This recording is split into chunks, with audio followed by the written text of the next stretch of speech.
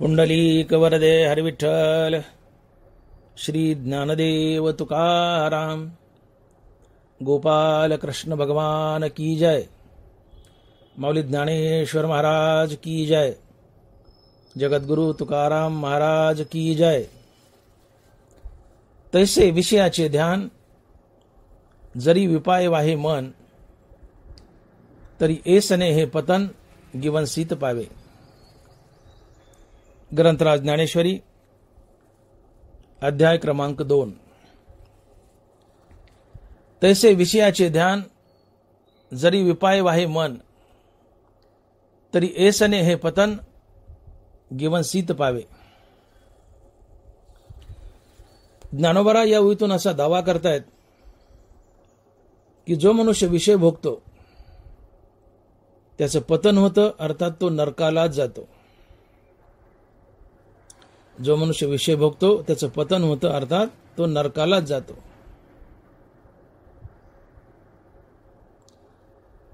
नुसतं विषयाचं ध्यान केलं, विषयाची शंका जरी मनात आली, तरी तुमचा विवेक नाहीसा होतो। तुम्ही विषयाकडे खेचल्या जाता, विषय भोगता आणि स्वतःचं पतन करून घेता, नरकाला जाता।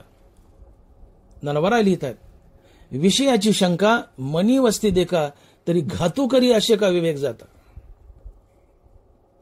साधी विषयाची शंका जरी मनात आली, तरी तुमचा विवेक नाहीसा होतो। तुम्ही विषयाकडे खेचल्या जाता, विषय भोगता, आणि जो विषय भोगतो त्याचं पतन होतं, तो नरकालाच जातो। आणि म्हणून ज्ञानोबा लिहितायत की तैसे विषयाचे ध्यान जरी विपाय वाहे मन, तरी ऐसने हे पतन गिवनसीत पावे। की जो मनुष्य विषय भोगतो त्याचं पतन होतं, तो नरकालाच जातो।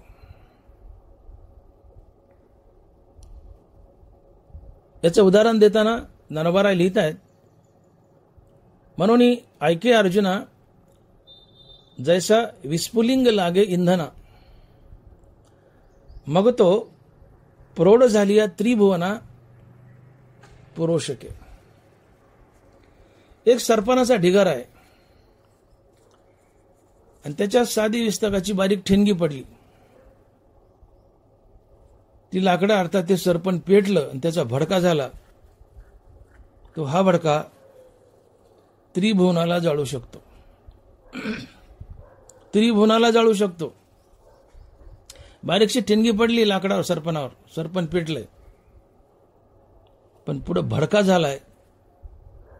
हा भडका, ही आग साऱ्या जगाला जाळते, त्रिभुवनाला जाळते। तसं विषयाची शंका, विषयाचं ध्यान ही ठिणगी आहे। तुमच्या मनात विषय भोगाची ठिणगी पडली आहे, विषयाचं ध्यान केलंय, विषयाची शंका आली, तात्काळ तुमचा विवेक नाहीसा होतो। तुम्हाला विषय भोगावेसे वाटतात, तुम्ही विषय भोगता आणि विषय भोगातून आपलं पतन करून घेता। का तर जो विषय भोगतो त्याचं पतनच होतं, तो नरकाला जातो, असा ज्ञानोबा या ओळीतून दावा करतायत। विषयाचे ध्यान जरी विपाय वाहे मन, तरी ऐसने पतन गिवनसीत पावे। जो मनुष्य विषय भोगतो तो नरकालाच जातो, त्याचं पतन होतं। ज्ञानोबा म्हणतायत की पतंगा दीपी आलिंगन, ते तर त्यास अचूक मरण, तसे विषयाचरण आत्मघाता। ते पतंग नावाचे किडे असतात, बारीक बारीक, दिव्याच्या भोवताली फिरत असतात। ते पतंग किडे दिव्यावर झडप घालतात, त्यांना वाटतं की आम्ही दिवा विझवून टाकू। त्या पतंगाच्या झडपेनं दिवा तर विझत नाही, पण पतंग जळतो आणि मरतो। तसं जो मनुष्य विषय भोगतो त्याचा आत्मघात होतो, त्याचा मोक्ष दुरावतो, त्याचं पतन होतं, तो नरकालाच जातो। ती विषयाचरण आत्मघाता। तुम्ही विषयात चरले, विषय भोगले की तुमचा आत्मघात होणार, अर्थात तुमचा मोक्ष दुरावणार, तुमचं पतन होणार, तुम्ही नरकालाच जाणार। आणि म्हणून जो मनुष्य विषय भोगतो तो नरकाला जातो, त्याचं पतन होतं। आणि जो मनुष्य विषयाचा त्याग करतो तो मुक्त होतो. ज्ञानोबारांची साक्ष देत आहेत. हे विषय जया ते ना कळती, त्या सुख दुःख दोन्ही न पवती, आणि गर्भवासू संगती नाही तया. ज्यांनी विषयाचा त्याग केलाय त्याला सुखही होत नाही, दुःखही होत नाही. तो निखळ आत्मानंद भोगतो आणि त्याच्या मागचा जन्म मरणाचा फेराही संपतो. हे विषय जाय ते ना कळती, त्या सुख दुःख दोन्ही न पवती, आणि गर्भवासू संगती नाही तया. ज्याने विषयाचा त्याग केलाय त्याचा गर्भवास संपला, अर्थात तो मुक्त झाला. तो नित्य असतो. ज्ञानोबा बोलतायत, तो नित्य रूप पार्था ओळखावा सर्वथा, जो या इंद्रिय अर्था नागवेची. जो या इंद्रियाच्या कचाट्यात सापडत नाही, जो विषय भोगत नाही, तो नित्य असतो. आणि जो नित्य असतो तो देव असतो, मुक्त असतो. आणि म्हणून जी माणसं विषय भोगतात ती संसार बंधनात अडकतात, त्यांचं पतन होतं, ते नरकाला जातात. आणि जी माणसं विषय जिंकतात, विषयापासून दूर राहतात, ते मुक्त होतात, देव होतात, संत होतात. आणि म्हणून गीतेमध्ये, ज्ञानेश्वरीमध्ये भगवंतानं आणि ज्ञानोबारायांनी आम्हाला जागोजाग इशारा केलाय की विषयाचा त्याग करा. भगवंत अर्जुनाला जागोजाग बजावतात की अर्जुना विषयाचा त्याग कर. ज्ञानोबाराय लिहित आहेत, विषय आगवे सर्वथा मनोनी सांडावे, मग रागद्वेष स्वभावे नासतील. अर्जुना विषयाचा त्याग कर. विषयाचा त्याग केला तर रागद्वेष नाहीसे होतील. आणि हे रागद्वेष तुमच्या संसार बंधनाला कारणीभूत आहेत. तुम्हाला संसारात जर कोण बांधत असेल तर ते आहेत रागद्वेष.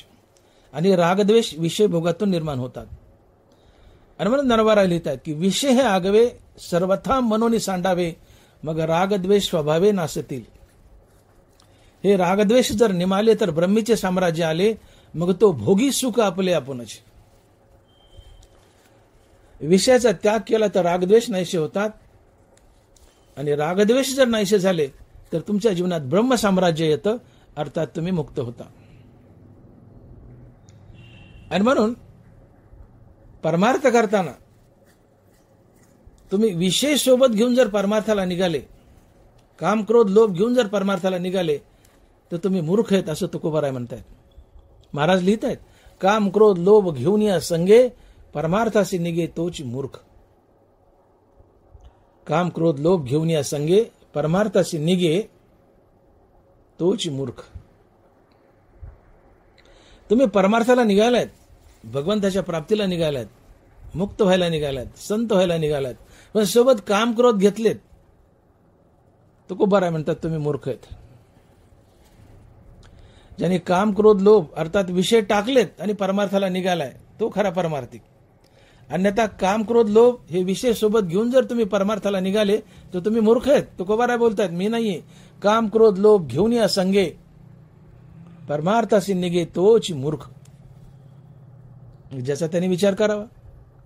आम्ही कीर्तनकार आहोत, प्रवचनकार आहोत, आम्ही श्रोते आहोत. आम्ही सगळ्यांनी विचार करावा की आम्ही परमार्थ करतोय. मग काम क्रोध लोभ टाकून परमार्थ करतोय का काम क्रोध लोभ सोबत घेऊन परमार्थ करतोय, ज्याचा त्याने विचार करावा. अहो श्रोत्याच्या तर सोडा, श्रोते लांबचे राहिले, वक्त्याचे तरी काम क्रोध गेलेत का?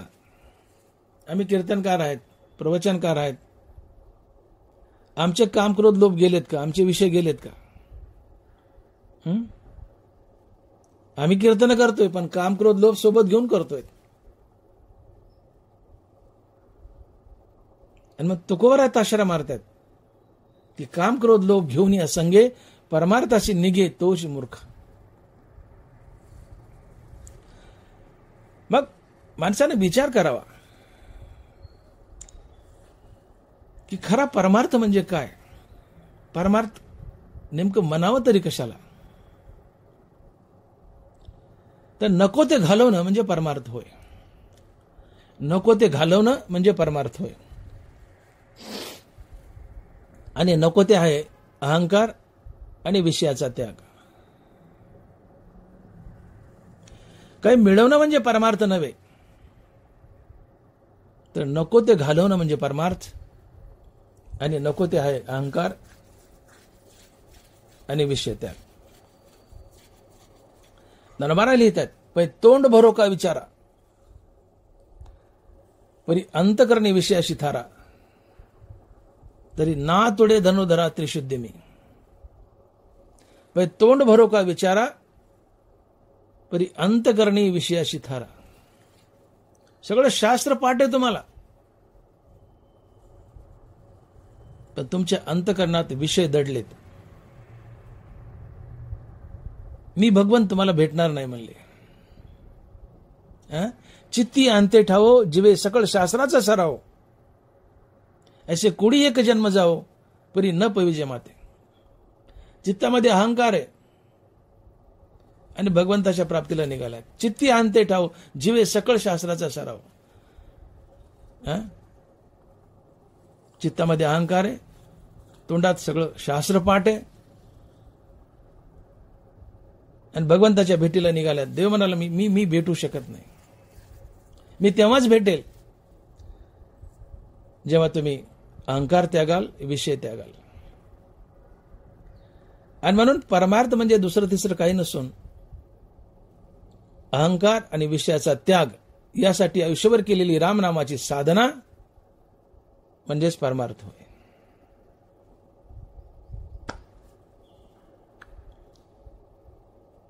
तुम्हाला सगळं मिळूनच आहे, भगवंत मिळूनच आहे. भगवंत जन्मताच प्राप्त आहे.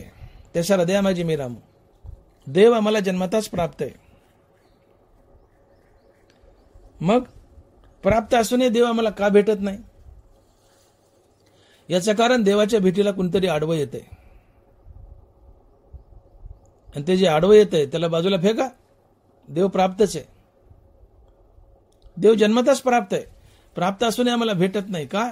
तर देवाच्या भेटीला कुणीतरी आडवं येतंय आणि आडवं येतंय तो आहे अहंकार आणि विषय त्याग. म्हणून देव प्राप्त असूनही आम्हाला भेटत नाही. मग अहंकार आणि विषय त्यागा. तुम्ही देवच आहात. तुम्ही देवच आहात. अहंकार गेला तुका म्हणे देव झाला. अहंकार गेला तुका म्हणे देव झाला. तुम्ही स्वतःच देव बनता. देव प्राप्त करण्याची गरज लागत नाही. देव तर जन्मताच प्राप्त आहे, पण प्राप्त असूनही आम्हाला त्याची अनुभूती येत नाही. तो भेटत नाही का? तर त्याच्या भेटीला कोणतरी अडथळा निर्माण करत आहे आणि अडथळा निर्माण करणार आहे अहंकार आणि विषयभोग. हा अहंकार आणि विषयभोग टाका. देव प्राप्तच आहे. नवे नवे तुम्ही स्वतःच देव आहेत. आणि म्हणून सफल परमार्थ म्हणजे अहंकाराचा त्याग आणि विषय वासनेचा त्याग. परंतु परमार्थात आमच्या भ्रामक कल्पना झाल्यात. हरिपाठ म्हणणं म्हणजे परमार्थ, चारधाम यात्रा करणं म्हणजे परमार्थ, रामायण वाचणं म्हणजे परमार्थ, कथा कीर्तन करणं म्हणजे परमार्थ, मारुतीला दिवाबत्ती करणं म्हणजे परमार्थ, मुखाना देवाचं नाव घेणं म्हणजे परमार्थ. हा परमार्थच आहे, परंतु ही परमार्थाची अंग आहेत. परमार्थाची अंग आहेत. केवळ हेच म्हणजे परमार्थ नव्हे. ही साधन आहेत आणि या साधनानं आम्हाला अहंकार मारायचा, विषय जिंकायचा. आमचं मुख्य ध्येय काय असावं? आम्ही परमार्थ का करतो, साधना का करतो? तर आम्हाला अहंकार आणि विषय जिंकायचे. या दिशेने आमची वाटचाल असेल तर आमचा परमार्थ खरा आहे आणि तो सफल होईल. आम्ही हरिपाठ म्हणतो, मोकळे होतो. आमच्या डोक्यात विचार येत नाही की आम्हाला अहंकार मारायचा आणि विषय जिंकायचे. आम्ही रामायण वाचतो, मोकळे होतो. कथा कीर्तन करतो मोकळं होतो. आमच्या डोक्यात विचार येत नाही की आम्हाला अहंकार मारायचा, विषय जिंकायचे. आम्ही चारधाम यात्रा करतो, नाना प्रकारच्या तीर्थयात्रा करतो, मधून देवाचं नावही घेतो, राहिलं सातत्यानं, पण मधून देवाचं नावही घेतो. पण आम्हाला अहंकार मारायचा आहे, विषय वासना जिंकायच्यात, हे आमच्या मनी नाही, ध्यानी नाही. भगवंताचं नाम तर घ्यायचेच, भगवंताच्या नामानेच काम करून मरतात. अहंकार मरतो, विषय मरतात, भगवंताचं नाम तर घ्यायचेच. पण हे घेत असताना आम्हाला अहंकार मारायचा आहे, विषय वासना जिंकायच्या आहेत. आणि अहंकार मारणं आणि विषय वासना जिंकणं हा खरा पारमार्थ असतो. याच्यावर आमचा फोकस नसतो, हे आमच्या ध्यानात येत नाही. आणि म्हणून सगळं शास्त्र तोंडपाठ आहे. परमार्थ चाललाय, कीर्तन प्रवचन चालले, सगळं चाललेत. देव म्हणतो चित्ती अंते ठावो जीवे सकळ शास्त्राचा सराव, असे कोडी एक जन्म जावो परी न पैविजे माते. पै तोंड भरो का विचारा, परी अंतकरणी विषयाशी थारा, तरी ना तुडे धनोदरा त्रिशुद्ध मी भेटणार नाही म्हणले. देव म्हणतो मी भेटणार नाही. भले तुम्हाला शास्त्र पाठ आहे, कीर्तन करता, प्रवचन करता, परमार्थात वावरता, कथा कीर्तन ऐकता, पण अंतकरणात जर विषय वासना असतील आणि अहंकार जर असेल तर मी भगवंत तुम्हाला भेटणार नाही, परमार्थ तुमचा सफल होणार नाही. आणि म्हणून परमार्थाची खरीखुरी व्याख्या जर काय ठरत असेल तर नको ते घालवणं म्हणजे परमार्थ, आणि नको ते आहे अहंकार आणि विषय वासना. आणि म्हणून अहंकार आणि विषय वासना घालवण्यासाठी आयुष्यभर केलेली रामनामाची साधना म्हणजेच परमार्थ होय. मग हा अहंकार आणि विषय वासना भगवत प्राप्तीला आडवे येतात. ते कशा प्रकारे आडवे येतात? ज्ञानोबांनी यावेळी दावा केलाय की विषयाचे ध्यान विपायव आहे मन, तरी एसनी पतन गिवन सीत पावे. तुम्ही विषयाचं ध्यान केलं, विषय भोगले की तुमचं पतनच होणार, तुम्ही नरकालाच जाणार. जो मनुष्य विषय भोगतो त्याचं पतन होतं, तो नरकालाच जातो. देव दोरावला. मग विषय म्हणजे नेमकं काय, आणि विषय भोगाने माणसाचं पतन होतं, तो नरकाला जातो, याचा अर्थार्थी संबंध काय? दोन प्रश्न उभे राहतात या ओळीत, की विषय म्हणजे नेमकं काय आणि विषय भोगाने मनुष्य नरकाला जातो, याचा अर्थार्थी संबंध काय?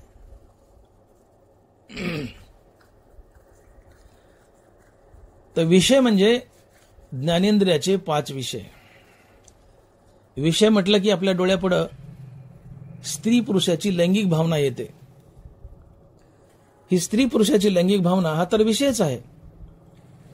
तो त्वचेच्या स्पर्श या विषयात मोडतो. त्वचेच्या स्पर्श या विषयात मोडतो. एकूण 5 ज्ञानेंद्रिय आहेत. कान, नाक, डोळा, जीभ आणि त्वचा. एकूण 5 ज्ञानेंद्रिय आहेत आणि या 5 ज्ञानेंद्रियाचा आपापला एक स्वतंत्र विषय आहे. शब्द हा कानाचा विषय आहे. देखे शब्दाची व्याप्ती, निंदा आणि स्तुती, ते तर द्वेषा द्वेष उपजती श्रवणाद्वारे. ज्ञानोबा आहे. कान ज्ञानेंद्रिय आहे, शब्द हा कानाचा विषय आहे. नाक हा ज्ञानेंद्रिय आहे, गंध हा नाकाचा विषय. सुगंधो आणि दुर्गंधो हा परिमळाचा भेदू, घ्राणाशी विषादू तो शोध देता. नाक ज्ञानेंद्रिय, गंध हा नाकाचा विषय. डोळा, डोळा हा ज्ञानेंद्रिय आणि रूप हा डोळ्याचा विषय. भ्यासूर आणि सुरेख रूपाचे स्वरूप देख, जे उपजवी सुखदुःख नेत्रद्वारे. ज्ञानोबा आहे.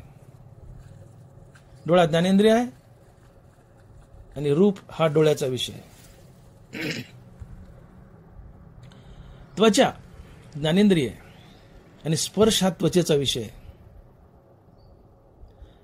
मृदू आणि कठीण स्पर्शाचे 2 गुण जेत वपूचे निसंगे कारण संतोष खेदा. ज्ञानोबा आहे.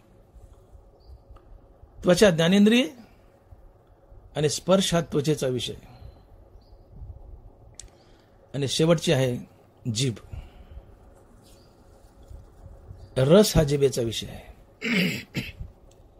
रस एकूण 6 प्रकारचे, कट, वम्ल, लवण, परंतु प्रामुख्यानं 2 घेऊ आपण, गोड आणि कडू. रस हा जिभेचा विषय. तैसाची द्विविध रसो जो उपजवी प्रीती आणि त्रासो म्हणून हा अपभ्रंशु विषय सांगू. जीभ हा ज्ञानेंद्रिय आहे आणि रस हा जिभेचा विषय आहे. तर हे जे ज्ञानेंद्रिय आहेत, या ज्ञानेंद्रियाचे विषयभोग म्हणजे विषय. विषय शास्त्रात नेहमी शब्द येतो. तर विषय म्हटलं की आपल्या डोळ्यापुढे फक्त स्त्री पुरुषाची लैंगिक भावना येते. तो तर विषयच आहे, पण तो एकच विषय आहे आणि त्वचेचा स्पर्श या विषयात मोडतो. लैंगिक भावना म्हणजे काय? त्वचेला त्वचेचा स्पर्श आहे, मेल फिमेल ऍक्ट आहे. त्वचेला त्वचेचं घर्षण आहे, स्पर्श येतो. स्त्री पुरुषाची लैंगिक भावना हा स्पर्श आहे, त्वचेचा स्पर्श आहे. आणि ही स्त्री पुरुषाची लैंगिक भावना म्हणजेच विषय असं नाही. स्त्री पुरुषाची लैंगिक भावना हा विषयच आहे, परंतु तो त्वचेचा विषय, स्पर्श या विषयात मोडतो. तर विषय म्हणजे 5 ज्ञानेंद्रिय आणि 5 ज्ञानेंद्रियाची 5 विषय. आणि हे विषय त्याग असं ज्ञानोबा म्हणतात. आणि हे 5 ज्ञानेंद्रियाचे 5 विषय जर तुम्ही भोगले तर तुमचं पतन होईल, तुम्ही नरकालाच जाल, असा दावा ज्ञानोबा यावित करतात. आणि महाराज लिहितात की विषयाचे ध्यान जरी विपाय वाहे मन तरी एसनी पतन गिवन सीत पावे. जो मनुष्य ज्ञानेंद्रियाचे विषय भोगतो त्याचं पतन होतं, तो नरकालाच जातो. मग आता असा प्रश्न उभा राहतो की ज्ञानेंद्रियाचे विषय भोगले तर मनुष्य नरकाला जातो, याचा अर्थार्थी संबंध काय? ज्ञानेंद्रियाचे विषय भोगले की मनुष्य नरकाला जातो, हे कसं घडतं? 5 ज्ञानेंद्रिय बारीबारीने आपण पाहूयात की विषय भोगल्यानंतर ज्ञानेंद्रियाचे विषय भोगल्या मनुष्य नरकाला जातो. कसा जातो? पहिलं उदाहरण कानाचं बघूयात. कान ज्ञानेंद्रिय आहे. शब्द हा कानाचा विषय. मौली लिहित आहेत, देखे शब्दाची व्याप्ती निंदा आणि स्तुती तिथं द्वेष उपजती श्रवणाद्वारे. शब्द हा कानाचा विषय. शब्द 2 प्रकारचे, एक स्तुतीपर आणि एक निंदापर. स्तुतीपर शब्द कानाच्या आवडीचा विषय, निंदापर शब्द कानाच्या नावडीचा विषय. कानाला स्तुती प्रिय, कानाला स्तुती आवडते, कानाला निंदा आवडत नाही.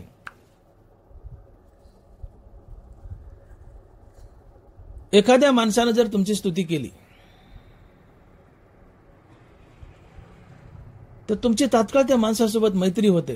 का? कानाला स्तुती प्रिय आहे. मनुष्य स्तुतीचा भुकेलेला आहे. प्रत्येकाला वाटतं माझी स्तुती करावी.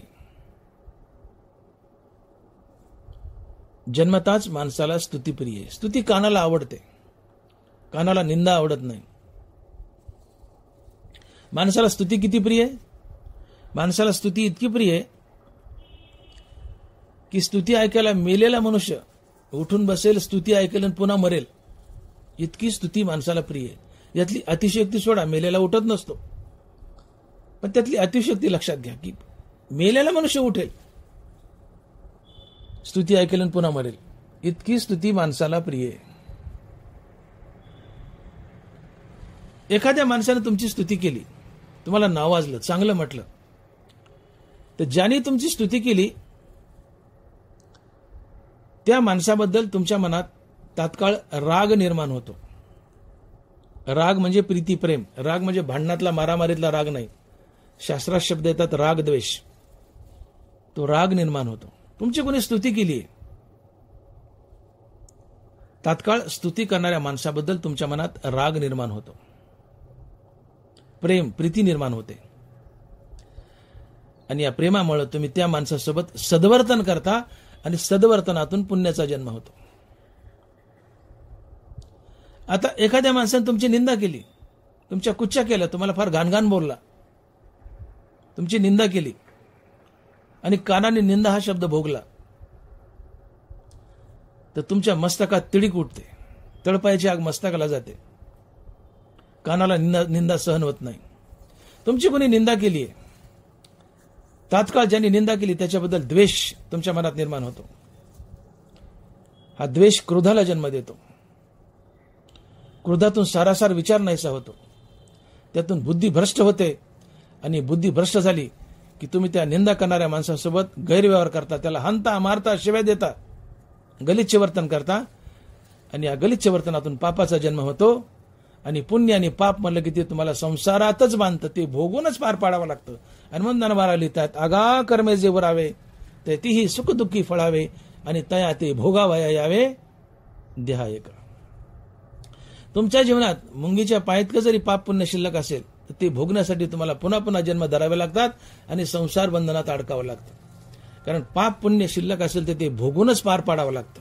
आगा कर्मे जे वरावे ते तीही सुखदुःखी फळावे आणि तया ते भोगावया यावे देहा एक. पाप पुण्य भोगूनच पार पाडावं लागतं, त्यासाठी पुन्हा पुन्हा जन्म धरावे लागतात. आता मला सांगा, इथं तुम्हाला संसारात कोणी बांधलं? पुण्यपाप. पुण्यपाप कशामुळं? रागद्वेषामुळं. रागद्वेष कशामुळं? ज्ञानेंद्रियाच्या विषयभोगामुळं. ज्ञानेंद्रियाचे विषयभोग कशामुळं? अहंकारामुळं. तुमची कोणी निंदा केली, कुच्च्या केल्या, तुम्हाला वाईट बोललंय, घाण बोललंय, निंदा केली, अहंकार आत हृदयात सुप्त अवस्थेत दडलेला असतो. निंदा कानावर पडताच हा निंदापर शब्द कानाने भोगलाय, तात्काळ तुमचा अहंकार जागा होतो. आतून अहंकार तुम्हाला ढुसणी मारतो, म्हणतो बाग त्यांनी तुझी निंदा केली, तुझ्या कुच्च्या केल्या, तुझी निंदा केली, बाग. अहंकारातून तुम्हाला जागा करतो, ढुसणी मारतो. तुम्ही तो निंदापर शब्द भोगता. ज्याने तुमची निंदा केली तात्काळ त्या माणसाबद्दल द्वेष, द्वेषातून क्रोध, क्रोधातून गलिच्छ वर्तन, शिवेगाळ, हाणामारी, त्यातून पापाचा जन्म. आणि पुण्य आणि पाप म्हटलं की संसार बंधन आलंच. आगा कर्मे जे वरावे. जीवनात थोडंही पुण्य पाप शिल्लक असेल तर ते तुम्हाला भोगूनच पार पाडावं लागतं. हे पुण्य पाप तुम्हाला संसारात बांधतच. मग तुम्हाला कुणी संसारात बांधलं? अहंकार. अहंकारातून ज्ञानेंद्रियाचे विषयभोग, ज्ञानेंद्रियाच्या विषयभोगातून रागद्वेष, रागद्वेषातून पुण्यपाप आणि पुण्यपापातून संसार बंधन. आणि म्हणून सुरुवातीला जो मी प्रश्न उभा केला होता की ज्ञानेंद्रियाचे विषयभोग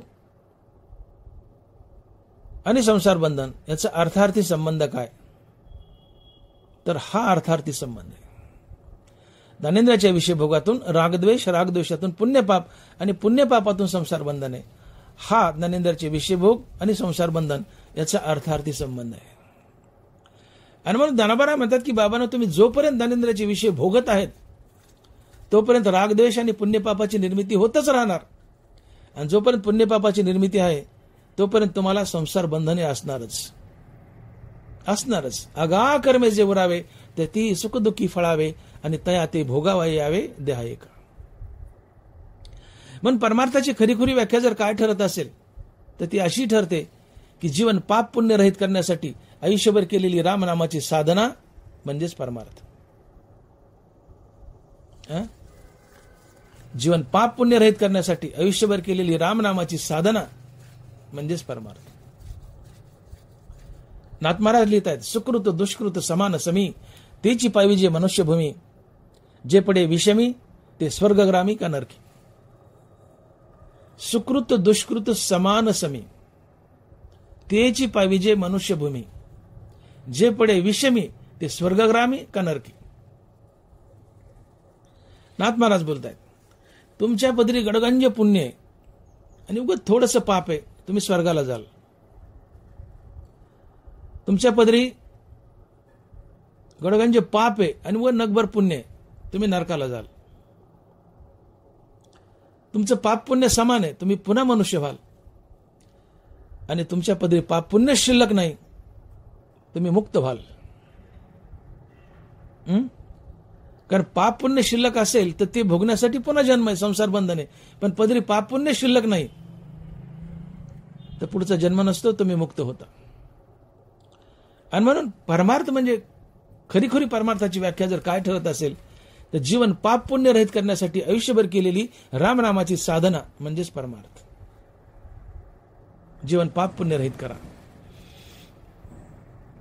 जीवनात पाप पुण्य प्रामुख्यानं 2 गोष्टीमुळे येतं. पहिली गोष्ट आपण पाहिलं, ज्ञानेंद्रियाचे विषय भोग. ज्ञानेंद्रियाच्या विषय भोगामुळे जीवनात पाप पुण्य येतं. आणि जीवनात पाप पुण्य येण्याचं दुसरं कारण, जीवनात पाप पुण्य येण्याचं दुसरं कारण आपण केलेली बरी वाईट कर्मे. येते लक्षात? जीवनात पाप पुण्य काय येतं? पहिलं कारण ज्ञानेंद्रियाचे विषय भोग आणि दुसरं कारण आपण केलेली बरी वाईट कर्मे. आणि मग जीवनामध्ये ज्ञानेंद्रियाच्या विषय भोगानं पाप पुण्य येतं. हे पाप पुण्य संसारात बांधतंय. आणि म्हणून ज्ञानेंद्रियाचे विषय भोगू नका. जीवनात पाप पुण्य येणार नाही. जीवनात पाप पुण्य आलं नाही, तुम्ही मुक्त व्हाल. तुम्ही मुक्त व्हाल. आणि म्हणून ज्ञानेंद्रियाचे विषय टाळायचे. ज्ञानेंद्रियाचे विषय टाळायचे. ज्ञानेंद्रियाचे विषय भोगाल तर तुमचं पतन होईल, तुम्ही नरकाला जाल. आणि मग ज्ञानोबा लिहित आहेत की विषयाचे ध्यान विपाय वाहे मन, तरी ऐसने पतन गिवंशीत पावे. ज्ञानेंद्रियाचे विषय बघू नका. आता कान ज्ञानेंद्रिय, त्याचा विषय निंदास्तुती आहे. हा निंदास्तुती विषय बघू नका. नाकाचा सुगंध दुर्गंध बघू नका. त्वचेचा मृदू कठीण स्पर्श बघू नका. जिभेचा गोड रस कडू रस बघू नका. डोळ्याचा भ्यासूर आणि सुरेख रूप हा विषय बघू नका. हे विषय टाका. आणि हे विषय भोगले तर त्यातून पाप पुण्य आणि पाप पुण्य संसारात बांधते आणि तुमचं पतन होतं, तुम्ही नरकाला जाता. आणि म्हणून ज्ञानेंद्रियाचे विषय टाळायचे.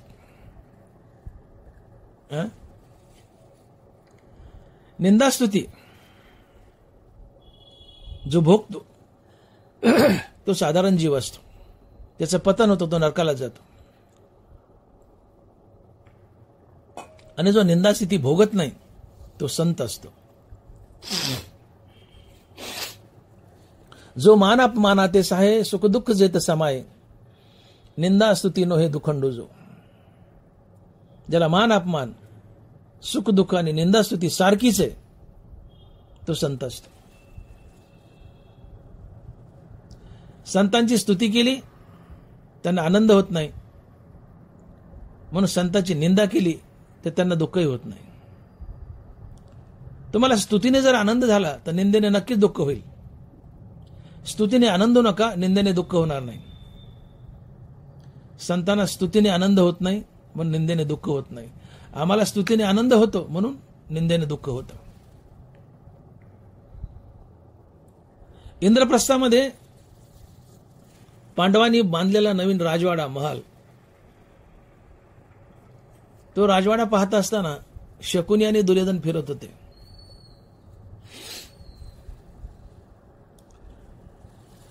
तिथं जिथं जमीन आहे तिथं पाणी दिसायचं, जिथं पाणी तिथं जमीन दिसायची. दुर्योधन जमीन समजून पाय टाकतोय आणि ते होतं पाणी, आणि बदकन पाण्यात पडतो, कपडे भिजतात. आणि वरून गॅलरीत उभी असलेली द्रौपदी हसते आणि एक टॉन्ट मारते, चिडवते, खिजवते, त्याची निंदा करते.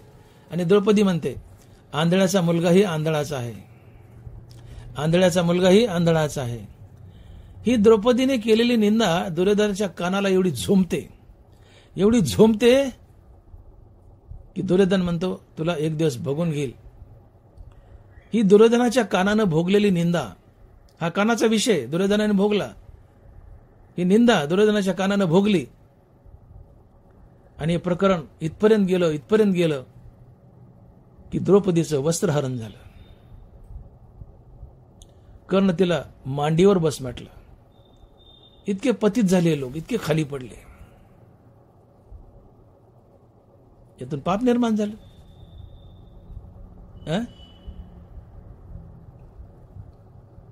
द्रौपदीने निंदा करायला नको होती, तिने केली न कळत, पण दुर्योधनाच्या कानानं निंदा भोगली. कारण दुर्योधन साधारण जीव होता, संत नव्हता. संत असता तर निंदा भोगली नसती, पण दुर्योधन साधारण जीव आहे, साधारण मनुष्य आहे, त्यांनी निंदा भोगली. आंधळाचा मुलगाही आंधळा असतो. ही द्रौपदीनं केलेली निंदा दुर्योधनाच्या कानानं भोगली. हा निंदापर शब्द दुर्योधनाच्या कानाला झोंबला. ही निंदा भोगली. द्रौपदीबद्दल द्वेष, आणि या द्वेषातून महाभारत, आणि त्यातून द्रौपदीचं वस्त्रहरण, तिला विवस्त्र करण्यापर्यंत प्रकरण गेलं. यातून पापाचा जन्म, आणि या पापाने दुर्योधनाला संसार बंधनात बांधलं. भायुजनात पतनही झालं असेल. कोणी असो, दुर्योधन असो नाही तर कोणी असो, कोणी असा, तुम्ही निंदा हा शब्द भोगला, निंदा भोगली की निंदा करणाऱ्याबद्दल द्वेष, द्वेषातून क्रोध, आणि क्रोधातून गलिच्छ वर्तन, हाणामारी, शिवीगाळ, त्यातून पापाचा जन्म. आणि पुण्य आणि पाप म्हणलं की संसार बंधन आलंच. आगा कर्मे जे वरावे तर तीही सुखदुःखी फळावे, आणि तया ती भोगावाई यावे देहा एक. तुम्ही निंदा आणि स्तुती हे कानाचे दोन विषय भोगले की पाप पुण्याची निर्मिती, आणि त्यातून संसार बंधन आलंच, त्यातून पतन आणि नरकवास आलाच. कारण पुण्यापेक्षा पाप जास्त निर्माण करता, म्हणून पतन आणि नरकवास. विषय भोगातून पुण्य जेवढं तयार होतं त्यापेक्षा हजारो पटीने अधिक पाप तयार होतं, आणि या पापामुळे पतन आणि नरकवास. आणि म्हणून विषयाचे ध्यान विपाय वाहे मन, तरी एस आणि पतन गिवंसित पावे. ज्ञानेंद्राचे विषय भोगणारा मनुष्याचं पतन होतं, तो नरकालाच जातो, नरकालाच जातो. अहो, शहाण्या माणसाला सोडा, वेड्या माणसाला सुद्धा निंदा आवडत नाही. वेड्या माणसाला सुद्धा निंदा आवडत नाही. तुम्ही एखाद्या वेड्या माणसाला चिडून पहा. आम्ही नवगण राजूरला शाळेत होतो, 5वी ते 10वी. ही 6 वर्ष. आमचं गाव लिंबारोई. लिंबारोई पासून नवगण राजूर 5 किलोमीटर आहे. मधल्या मार्गे आम्ही जायचो. राजूरच्या जवळ गेले डांबर रोड लागायचा. जुना काळ, 1970चा काळ. त्या डांबर रोडला लागलं, 12 ते 5 शाळा असायची. 11:30च्या दरम्यान आम्ही जायचो. त्या डांबर रोडला लागलं, राजुरी जवळ आली असायची. तिथे वेडा मनुष्य गाई चारायचा. आता 5-50 मुलाचा घोळका असायचा आमचा.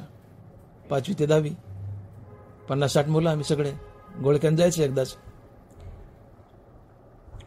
त्यात एक मुलगा खोडील होता आमच्या. त्या रोडला आम्ही पोहोचलो, डांबर रोडला, आणि तो गाई चालणारा मनुष्य दिसला. नुसतं खाकरलं तरी तो टाव करायचा. त्याला नुसतं करायचं असं खाकरलं तरी तो टाव करायचा. तो सावध व्हायचा. आणि त्याची चीड होती पांगीचं गठुडं, पांगीचं गठुडं. त्या खोडील पोराने मोठ्यानं म्हणायचं, पांगीचं गठुडं. यांनी पांगीचं गठुडं म्हणलं की त्याने गोटा घ्यायचा आणि आमच्या 50 मुलाच्या घोळक्यात मारायचा. कोणाच्या टाळक्यात, कोणाच्या पाठीत बसल याचा नियमच नाही. पांगीचं गठुडं म्हणायचं, त्याने गोटा घ्यायचा, आम्ही 50 मुलांना पुढे पळायचं आणि त्यांनी दगड घालायचं, आमच्या कुठेही बसायचा. मला सांगायचं हे, वेड्या माणसाला निंदा केलेली आवडत नाही. वेड्या माणसाला, तर शहाण्या माणसाला कशी आवडेल?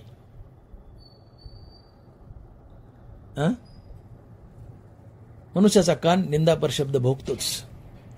तुमची कोणी निंदा केली की त्याच्याबद्दल द्वेष निर्माण होतोच. द्वेष क्रोधाला जन्म देतो, आणि क्रोधातून गलिच्छ वर्तन, शिवीगाळ, हाणामारी, पापाचा जन्म. पाप म्हणलं की संसार बंधन. आणि म्हणून भगवंत बोलतात दुसऱ्या अध्यायात, ध्यायतो विषयान पुसा संगस्तेषु जायते, संगात संजयाते कामा, कामात क्रोधो बी जायते, क्रोधात भवती सम्मोहा, सम्मोहात स्मृतिविभ्रम, स्मृतिभंशात बुद्धिनाशो, बुद्धिनाशात प्रणश्यते, बुद्धिनाशात प्रणश्यते. भगवंत हे सांगतात, विषयाचा त्याग करा. कोणी निंदा केली, निंदापर शब्द कानानं भोगला की त्यातून निंदा करणाऱ्याबद्दल द्वेष, द्वेषातून क्रोध, क्रोधातून सारासार विचार नाहीसा, त्यातून बुद्धिभ्रष्ट, बुद्धिभ्रष्ट की पुढच्या बरोबर गलिच्छ वर्तन, शिवीगाळ, हाणामारी, पापाचा जन्म. पाप म्हणलं की संसार बंधन. का तर पाप आणि पुण्य भोगूनच पार पाडावं लागतं. आगा कर्मे जेवरावे, भोगावंच लागतं. म्हणून निंदापर शब्द भोगू नका. निंदापर शब्द झोंबतो, वर्मी लागतो. कुणाच्या शरीरात व्यंग असतात. लोक बोलतात बोलताना, हे डुचक्या, हे फेगड्या, हे नकट्या, हे चिपड्या, हे आंधळ्या, हे काळ्या, हे बुटक्या. मला म्हणायचे त्यांच्या दैवाने निसर्गात त्यांना हे व्यंग आलंय. तुम्ही का वरमार बोट ठेवता आणि त्यांना खिजवता. आणि कोणी खिजवलं तरी तुमच्या कानानं हा निंदापर शब्द भोगू नये. भोगलाच, निंदापर शब्द भोगलाच कानानं, तर त्यातून ज्यांनी निंदा केली त्याच्याबद्दल द्वेष, द्वेषातून क्रोध, त्यातून गलिच्छ वर्तन, शिवीगाळ, हाणामारी, पापाचा जन्म. पाप म्हणलं की संसार बंधन. आणि म्हणून आयुष्यभर हे चाललेलंच आहे. तुमची कोणी स्तुती करते, कोणी निंदा करते. स्तुतीने तुम्ही आनंदी होता, त्यातून सद्वर्तन, त्यातून पुण्याचा जन्म.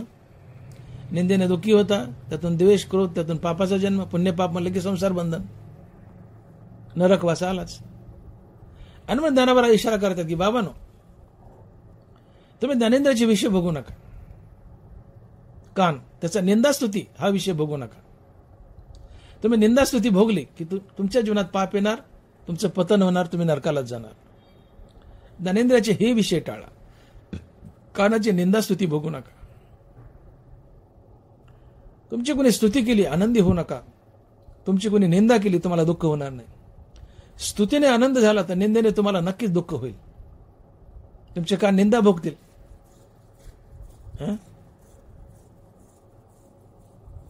आणि या निंदेतून रागद्वेष, त्यातून पुण्यपाप आणि पुढे संसार बंधन. आणि म्हणून भगवान म्हणतात की विषयाचा त्याग केला की रागद्वेष जातात, रागद्वेष गेले की संसार बंधन जातं. हे रागद्वेष निमाले तर ब्रह्मीचे साम्राज्य आले, मग तो भोगी सुख आपुले आपणच. तुम्हाला संसारात जर बांधत कोण असेल तर रागद्वेष. विषय आगवे सर्वथा मनोनी सांडावे, मग रागद्वेष स्वभावे नासतील. रागद्वेष निमाले तर ब्रह्मीचे साम्राज्य आले, मग तो भोगी सुख आपले आपणच. तुम्ही ज्ञानेंद्रियाचे विषय भोगले की रागद्वेष आलेच. रागद्वेष म्हणलं की पुण्यपाप आलं, पुण्यपाप म्हणलं की संसार बंधन आलं. मग ज्ञानेंद्रियाचे विषय बघू नका, रागद्वेष येणार नाहीत. आणि रागद्वेष गेले की पुण्यपाप नाही, पुण्यपाप नाही म्हणलं की संसार बंधन नाही. जीवनात ब्रह्मसाम्राज्य येईल, आणि ब्रह्मसाम्राज्य म्हणजे मुक्ती. आणि म्हणून तुम्हाला परमार्थ सफल करायचा आहे, भगवंतापर्यंत पोहोचायचंय, मुक्ती हवी, संत बनायचंय, तर ज्ञानेंद्रियाचे विषय बघू नका. हे 5 ज्ञानेंद्रिय, 5 ज्ञानेंद्रियाचे 5 विषय हे बघू नका. कारण या 5 ज्ञानेंद्रियाच्या विषय भोगातून पुण्यपाप आणि त्यातून संसार बंधन आहे. आणि म्हणून ज्ञानेंद्रियाचे विषय बघू नका. ज्ञानेंद्रियाचे विषय बघू नका. आपण कान हा ज्ञानेंद्रिय पाहिला. दुसरा आहे नाक. थोडं थोडं सगळेच ज्ञानेंद्रिय पाहू आणि सेवा आटोपती घेऊया. दुसरा ज्ञानेंद्रिय आहे नाक. गंध हा नाकाचा विषय. सुगंधो आणि दुर्गंधो हा परिमळाचा भेदो, घ्राणाशी विषादू तोषू देता. सुगंध आणि दुर्गंध हा नाकाचा विषय. नाकाला सुगंध आवडतो, नाकाला दुर्गंध आवडत नाही. तुम्ही कथेमध्ये बसलात, कथा रंगात आली, आणि तेवढ्यात एखाद्या माणसानं तुमच्या मनगटावर अत्ताराचा बोळा चोळलाय, आणि तुम्ही त्या अत्ताराचा सुगंध घेतलाय. ज्यांनी तुमच्या नाकाला सुगंध दिलाय, तुमचं मन प्रसन्न होईल. ज्यांनी सुगंध दिलाय त्याच्याबद्दल राग अर्थात प्रीती, प्रेम निर्माण होईल. तुम्ही त्याला म्हणाल सरक अलीकडं. त्याच्याबरोबर सद्वर्तन कराल. सद्वर्तनातून पुण्याचा जन्म. पण आता जो बाजूला बसलाय त्यांनी थोड्याच वेळानं तुमच्या नाकाला दुर्गंध दिलाय. तो बाजूला बसलाय, तो पादलाय. शब्द गलिच्छ आहे पण अतिशय महत्वाचा आहे. बाजूला बसलाय, तो पादलाय. त्यांनी तुमच्या नाकाला दुर्गंध दिलाय. आणि तुमच्या नाकानं दुर्गंध भोगलाय. दुर्गंध हा नाकाच्या नावडीचा विषय. नाकाला दुर्गंध आवडत नाही. बाजूचा पादलाय आणि तो घाणेरडा वास तुमच्या नाकात शिरलाय, नाकाने दुर्गंध भोगलाय. जो पादलाय, ज्याने दुर्गंध दिला नाकाला, तात्काळ तुम्ही त्याच्याकडे डोळे फाडून पाहाल. त्याच्याबद्दल तुमच्या मनात द्वेष निर्माण होईल. द्वेषातून क्रोध. तुम्ही डोळे फाडून पाहाल आणि त्याला म्हणाल, हीच वेळ सापडली का? कमी खाता येत नव्हतं का? फुकटचे मन कचकुलवर खातो का? सप्त्यातली नुकती हाणलीस का? मस्त कुठल्यानं भाड खाऊ, उठणं इथून. तुम्ही त्याच्याबरोबर गैरवर्तन केलं, घाणघाण शब्द बोलले, त्यातून पापाची निर्मिती. पुण्याने पाप म्हणलं की संसार बंधन आलंच. आगा कर्मे जे वरावे ते तीही सुखदुःखी फळावे आणि तया ते भोगावया यावे देहा एक. बाजूला बसलेल्या माणसाने अत्तरचा वास दिलाय. तुम्हाला त्या माणसाबद्दल राग, प्रीती, प्रेम, त्यातून सद्वर्तनातून पुण्याचा जन्म. थोड्या वेळाने त्याच बाजूच्या माणसानं दुर्गंध दिलाय, तो पादलाय, नाकाला दुर्गंध दिलाय, घाण वास दिलाय. दुर्गंध देणाऱ्याबद्दल द्वेष, त्यातून क्रोध, क्रोधातून गलिचे वर्तन, त्यातून पापाचा जन्म. पुण्य आणि पाप म्हणलं की संसार बंधन आलंच. आणि म्हणून नाकाचा सुगंध आणि दुर्गंध हा विषय भोगू नका. सुगंधानं तुम्हाला आनंद झाला तर दुर्गंधानं नक्कीच दुःख होईल. मग सुगंधानं आनंदू नका, दुर्गंधानं दुःख होणार नाही. हे ज्ञानेंद्रियाचे विषय टाळा. नाकाचा सुगंध आणि दुर्गंध भोगू नका.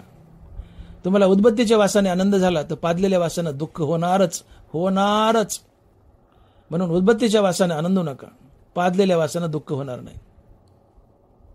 हे संत जीवन असतं. संतांना उदबत्तीचा वास दिला, आनंद नाही, म्हणून पादलेल्या वासानं संतांना दुःख होत नाही. आम्हाला उदबत्तीच्या वासाने आनंद होतो, म्हणून पादलेल्या वासानं दुःख होतं. तुम्ही उदबत्तीच्या वासाने आनंदू नका, पादलेल्या वासानं दुःख होणार नाही. तुम्ही स्तुतीने आनंदू नका, निंदेने तुम्हाला दुःख होणार नाही. ज्ञानेंद्रियाचे विषय टाळा. नाक पाहिला आपण, आता जीभ पहा. तैसाची द्विविध रसो जो उपजवी प्रीती आणि त्रासो, म्हणून ह्या अपभ्रंशू विषय सांगू. चव अर्थात रस हा जिभेचा विषय.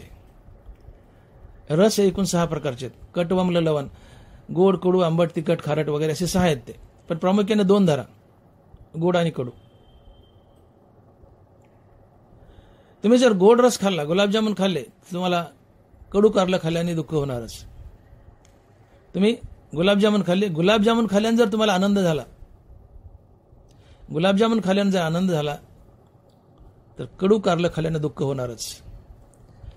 तुम्ही गुलाबजामुन खाल्ल्यावर आनंदू नका, कडू कारलं खाल्ल्यावर तुम्हाला दुःख होणार नाही. तुमच्या पत्नीने स्वयंपाक केलाय, सुंदर स्वयंपाक केलाय, आणि सुंदर स्वयंपाक खाल्ल्यावर जर तुम्हाला आनंद झाला, तर एखाद्या दिवशी जर बायकोकडून स्वयंपाक बिघडला तर तुम्हाला दुःख होणारच. म्हणून बायकोने स्वयंपाक केला तर कधी शाबासकी देऊ नका, म्हणू नका, असं कधीच म्हणू नका की बायकोला की भाजी फार छान झाली ग. कारण चांगली भाजी खाल्ली आणि त्याने तुम्हाला आनंद झाला, तर एखाद्या दिवशी भाजी बिघडली तर तुम्ही बायकोला शिव्या देणार. कारण वाईट भाजी खाल्ली की तुम्हाला दुःखच होणार. नगभर जरी मीठ कमी पडलं तर तुम्ही बायकोला झापाल. पोरीची म्हातारी झालीस, तुझ्या माईने हेच शिकवलं का? भाजीला मीठ किती घालावं कळत नाही का?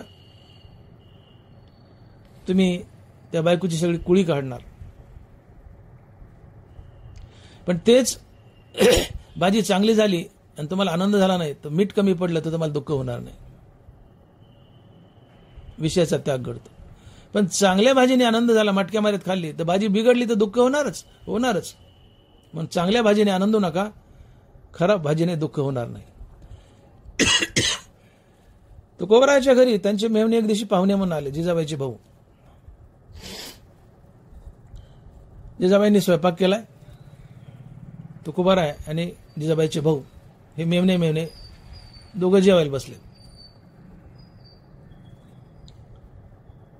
तुकोबारांच्या समोर आले, ते गटगट हाणला आणि मोकळे झाले.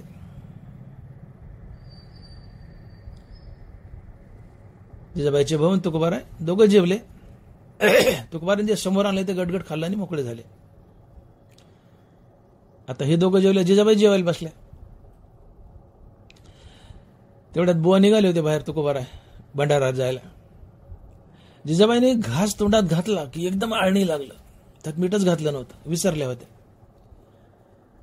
तुकोबाराय निघाले होते. जिजाबाई उठल्या आणि म्हणली, बुवा थांबा. तुकोबारायचं धोतर धरलं. थांबा म्हणले. का म्हणले? माझा भाऊ पाहुणा आहे, भाजीला मीठ नाही, सांगायला लाजला. तुम्ही पाहुणे आहेत का म्हणले. तुम्ही का नाही सांगितलं भाजीला मीठ नाही म्हणून. तुकोबाराने अतिशय गोड उत्तर दिले. मग महाराज म्हणते, अगं आवले मी काय खातो आणि कुणाला खातो माझाच मला पत्ता नाहीये. आणि आळणीन खारट माझ्या जिभेला कधी कळायचं. चांगली भाजी खाल्ल्याने तुकोबाराच्या जिभेला आनंद होत नव्हता, म्हणून आळणी भाजी खाल्ल्यानं तुकोबाराच्या जिभेला दुःखही होत नव्हतं. हे संत जीवन असते. संत विषय भोगत नाहीत, संत ज्ञानेंद्रचे विषय भोगत नाहीत. आणि संत ज्ञानेंद्रचे विषय भोगत नाहीत म्हणूनच संत पदाला पोहोचले. जो मनुष्य ज्ञानेंद्रचे विषय टाकतो तो संत बनतोच, तो संत बनतोच. हे विषय जया ते ना कळती तया सुख दुःख दोन्ही न पवती आणि गर्भवासू संगती नाही तया.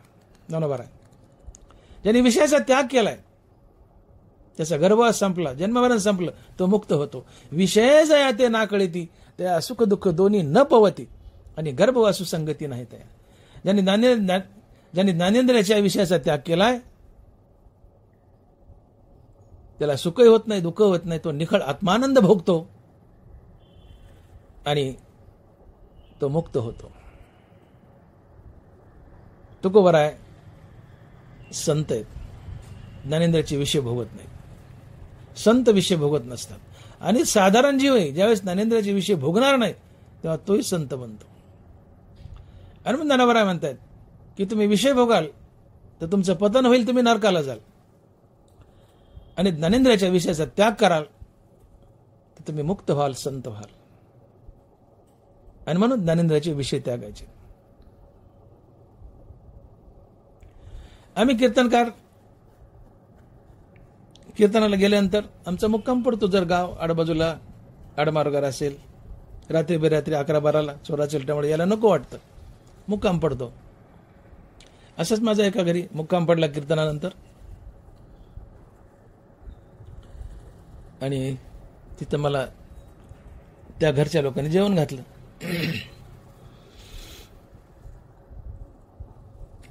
आता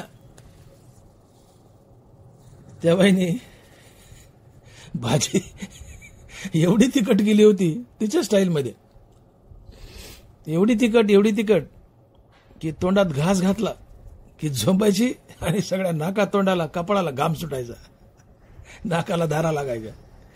इतकी तिखट भाजी. आणि त्या माऊलीचा आग्रह, घ्या ना महाराज, घ्या ना महाराज थोडी. आता माझा जीव चालला, घ्या ना महाराज, घ्या ना महाराज. आणि वरून विचारायचे, महाराज कशी झाली भाजी, घ्या ना महाराज, महाराज कशी झाली भाजी. मी एकदा दोनदा गप्प बसलो, घ्या ना महाराज, महाराज कशी झाली भाजी. मी म्हणलं मावशी जगलो वाचलो तर उद्या सांगल, भाजी कशी झाली मी जर जगलो वाचलो तर हे उद्या सांगेल. कारण ती भाजीच एवढी तिखट झालती. हा ती खाल्ल्या मरायचंच काम होतं, डेंडाळी लागायचं काम. आता गंमत अशी घडते की मी लाईटली घेतलं का, तर चांगली भाजी खाल्ल्यानं मला आनंद होत नव्हता, म्हणून तिखट भाजी खाल्ल्यानं मला दुःखही होत नव्हतं. मग चांगली भाजी खाल्ल्यानं जर मला आनंद होत असता तर त्या बाईची अति तिखट भाजी खाल्ल्यानं मला दुःख झालं असतं. आणि मी एखादा आडवा शब्द बोलला असतो त्या मावशीला, काय मावशी भाजी केली धडानगोडाची एवढी तिखट, मरायची पाळी आली, जीव चालल्या माणसाचा, तोंडात घास घालवा ना. त्या तिखट भाजीमुळं माझ्या जिभेने तिखट भाजी खाल्ली की त्या बाईबद्दल द्वेष, द्वेषातून क्रोध, गलिच्छ वर्तन, वेड्याकडे शब्द, त्यातून पाप, पाप म्हणलं की संसार बंधन. आणि म्हणून गोडरस खाल्ल्याने आनंदू नका, कडोरस खाल्ल्यानं दुःख होणार नाही. ज्ञानेंद्राचे विषय टाळा. गोडरस खाल्ल्याने आनंद झाला तर कडोरस खाल्ल्यानं दुःख होणारच. तुम्ही संसार बंधनात बांधल्या जाणार, त्यातून पाप पुण्याची निर्मिती आणि संसार बंधने आलंच. म्हणून गोडरस खाल्ल्याने आनंदू नका, कडोरस खाल्ल्याने दुःख होणार नाही. पाप पुण्याची निर्मिती होणार नाही, संसार बंधन टळेल, मुक्त व्हाल. दानिंद्र्याचे विषय बघू नका, मुक्त व्हाल. पुढचा दानिंद्र्य आहे त्वचा. स्पर्श हा त्वचेचा विषय. मृदू आणि कठीण स्पर्शाचे 2 गुण. जेत वपूचे निसंगे कारण संतोष खेदा. ज्ञानोबा आहे. मृदू आणि कठीण स्पर्शाचे 2 गुण. स्पर्श 2 प्रकारचा, एक मृदू आणि दुसरा कठीण. आई आहे, आईने लेकराला जवळ घेतलंय, तोंडाने हात फिरवलाय, केस कुरवाळते. आई म्हणलं की भांगच मोडते, तिचं प्रेमच. आईने जवळ घेतलं की ती केसात हात फिरवणार आणि आपला भांगच मोडणार. तोंडाने हात फिरवला, आई केसात हात फिरवते, कुरवाळते, पाठीवून हात फिरवते. मृदू स्पर्श केला आईने. आईच्या मृदू स्पर्शानं तुम्हाला आनंद झाला तर आई जेव्हा चापट मारेल तेव्हा नक्कीच दुःख होईल. पण आईच्या मृदू स्पर्शाने आनंदू नका, आईने चापट मारल्यावर दुःख होणार नाही.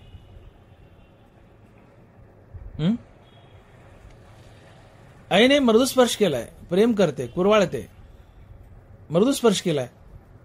आईबद्दल राग अर्थात प्रीती, प्रेम, यातून आई बरोबर सद्वर्तन आणि सद्वर्तनातून पुण्य. पण जी आई प्रेम करते, कुरवाळते, आता तीच आई लाकडानं मारायला लागली मुलाला. चपलानं हाणते, लाकडानं हाणते, हान हाणते. खाली पडले पोरग बोंबले तरी हान हाणते. ती आई जरी असली तरी त्वचेला कठीण स्पर्श आवडत नाही. मुलगा उठेल, तिचा हात धरेल, तिला ढकलून देईल, खाली पाडेल. कारण ज्याने त्वचेला कठीण स्पर्श केलाय, मारले, त्या मारणाऱ्याबद्दल द्वेष, द्वेषातून क्रोध, त्यातून गलिच्छ वर्तन, आईला ढकलेल, पाडेल, 2-4 शब्द वाईट बोलेल. या गलिच्छ वर्तनातून पाप, आणि पुण्य आणि पाप म्हणलं की संसार बंधन आलंच. अगा कर्मे जीवरावे, ते ती सुखदुःखी फळावे, आणि तया ती भोगावा यावे द्याय का. त्वचेला मृदू स्पर्शाने आनंद झाला तर कठीण स्पर्शाने दुःख होणारच. मृदू स्पर्शाने आनंदू नका, कठीण स्पर्शाने दुःख होणार नाही. आईने कुरवाळलंय, आई असो पत्नी असो, मृदू स्पर्श केलाय, आनंदू नका. प्रसंगी आईने 4 चापटा मारल्या तरी दुःख होणार नाही. पण आईने मृदू स्पर्श केलाय, कुरवाळलाय, आनंद झाला, तर आईने चापट मारल्या, दुःख होणारच, होणारच. तुम्ही रस्त्याने चाललात, तुम्ही त्वचेचा विषय भोगत नसाल, तुम्हाला मृदू स्पर्शाने आनंद होत नसेल, तर रस्त्याने जाताना एखाद्याच्या गाडीचा, मोटरसायकलचा धक्का लागला, तुम्ही खाली पडले, तर या कठीण स्पर्शाने तुम्हाला दुःख होणार नाही. तुम्ही उलट उठताल, म्हणताल बाबा जरा जपून गाडी चालव, घाई नको करू, का पडायला लागला एवढा. त्याला 4 ज्ञानाच्या गोष्टी शिकवताल, तुम्हाला क्रोध तर येणार नाही. 4 ज्ञानाच्या गोष्टी शिकवताल, पुढे पाठवताल. का? तुम्ही त्वचेचा कठीण स्पर्श भोगला नाही. का? मृदू स्पर्शाने आनंद नाही, पण मोटरसायकलच्या डॅशने, कठीण स्पर्शाने दुःखही नाही. पण मृदू स्पर्शाने आनंद आहे, तर गाडीचा डॅश बसलाय, कठीण स्पर्श झाला कातडीला, तुम्ही उठणार आणि त्या माणसाला चपलानेच हाणणार, त्याच्यावर कोर्ट केस करणार. का? मृदू स्पर्शाने आनंद आहे, कठीण स्पर्शाने दुःख होणारच. डॅश बसलाय, तुम्ही भांडणच करणार, हाणणार, शिवीगाळ करणार, त्यातून पुण्य पाप संसार बंधन. म्हणून त्वचेच्या मृदू स्पर्शाने आनंदू नका, कठीण स्पर्शाने दुःख होणार नाही. मृदू स्पर्शाने आनंद झाला तर कठीण स्पर्शाने दुःख होणारच. त्वचेचा मृदू आणि कठीण स्पर्श भोगू नका. भोगलात तर पाप पुण्य, संसार बंधन, नरकालाच जाल. आता उरला डोळा. डोळा हा ज्ञानेंद्रिय, रूप हा डोळ्याचा विषय. भ्यासूर आणि सुरेख रूपाचे स्वरूप देख, जे उपजवी सुखदुःख नेत्राद्वारे. रूप 2 प्रकारचं, एक सुरेख आणि दुसरं भ्यासूर. एखादा साहेब आहे, खूप मोठा आहे, ऑफिसमध्ये बसलाय, मोठं इन्स्टिट्यूट आहे त्याच्याकडं. एखादी अतिशय सुंदर देखणी मुलगी नोकरी मागायला त्याच्याकडे गेली, अतिशय सुंदर आहे. निसर्गतः डोळ्याला सुंदर रूप पाहणं आवडतं. एखादी सुंदर मुलगी जर नवऱ्याच्या पाठीमागे बसून मोटरसायकल चालली, नवऱ्याच्या मागे बसली, विवाहित आहे, सुंदर आहे, मोटरसायकलवर नवऱ्याच्या मागे बाई बसून चालली, अतिशय सुंदर आहे, लोक तिच्याकडे वळवळू पाहतात. हा दोष त्या माणसाचा नसतो, ही तिच्या रूपाची ताकद असते. तिचं रूप तुमचे डोळे खेचून घेतात. डोळ्याला निसर्गतः चांगलं रूप पाहायला आवडतंच. कारण रूप हा डोळ्याचा विषय. भ्यासूर आणि सुरेख रूपाचे स्वरूप देख, जे उपजवी सुख दुःख नेत्रद्वारे. डोळ्याला निसर्गतः सुंदर रूप पाहायला आवडतच. साहेब आहे, ऑफिसमध्ये बसलाय, फाईल घेऊन एक सुंदर देखणी मुलगी त्याच्याकडे नोकरी मागायला आली. त्या मुलीवर नजर पडताच त्या मुलीबद्दल याच्या मनात राग अर्थात प्रीती निर्माण होईल, प्रेम निर्माण होईल. ती मुलगी म्हणते, साहेब मला नोकरी पाहिजे. अहो या ना. दिली नोकरी. का? डोळ्यानं सुंदर रूप निहाळलंय, तिच्याबद्दल राग प्रीती प्रेम निर्माण झाले. ती म्हणते, ही सर माझी फाईल. अगं राहू दे, काय फाईल बघायची, काही बघायचं नाही, तुला नोकरी दिली. तुम्ही सदव्रतन केलं, पुण्यातून संसार बंधन. पण तेच आता फाईल घेऊन एक काळी बेंद्री बदाडी सदाडी अतिशय घाणेरडी मुलगी आली आणि नोकरी मागते. सर मला नोकरी द्या. तुमच्या डोळ्यानं तिला निहाळलंय, भ्यासूर रूप आहे, निहाळलंय. तिचं भ्यासूर रूप पाहून तुमच्या मनात तिच्याबद्दल द्वेषातून क्रोध आणि क्रोधातून गलिच्छ वर्तन. तुम्ही म्हणाल, काय तुझ्या बापाने ठेवली का नोकरी? तुझ्या बापाने ठेवली का नोकरी? काय नोकरीची खाणे का माझ्या घरी? चल निघेतून, नोकरी बकरी काही नाही. भ्यासूर रूप डोळ्याने निहाळलंय, भ्यासूर रूप डोळ्यानं भोगलंय. ते भ्यासूर रूप पाहिलं, घाणेरडं रूप पाहिलं. त्या मुलीबद्दल द्वेषातून क्रोध, गलिच्छ वर्तन, त्यातून पाप आणि पुण्य आणि पाप म्हणलं की संसार बंधन आलंच. आगा कर्मे जे उडावे तर ती सुखदुःखी फळावे आणि तया ती भोगावे यावे द्या एक. डोळ्यानं सुरेख रूप भोगलं आणि तुम्ही आनंदी झालात, तर डोळ्यानं भ्यासूर रूप भोगलं तर तुम्ही दुःखी होणारच. म्हणून सुंदर रूपानं आनंदू नका, भ्यासूर घाणेरड रूपानं तुम्हाला दुःख होणार नाही. ज्ञानेंद्रियाचे हे विषय टाळा.